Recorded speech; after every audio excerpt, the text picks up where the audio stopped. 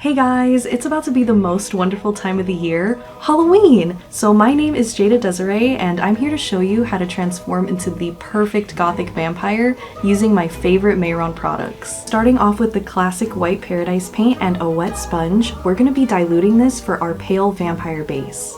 So next we're contouring with the gray pressed pigment all over the face, our cheeks, nose, and eyes to really give ourselves that hollowed out look. And since this is a pressed pigment, a little bit goes a long way. So now taking the black paradise paint and these two detail brushes, I'm going to quickly draw on my eyebrows. With the same black paradise paint, we're going to be using this to create our super fun, super spooky spider web liner. So I like to start with the first initial horizontal lines going up and out, and then connecting them with smaller curved lines to create our web. And we'll be using the same black as our lipstick too. See, this is why I love the paradise paints. They're so versatile. We love that.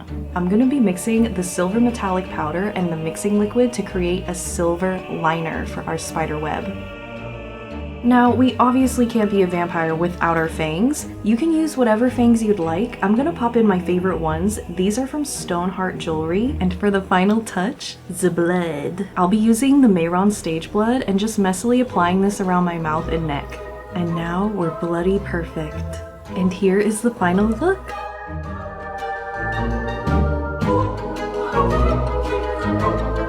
I hope you have a fantastic Halloween. Bye!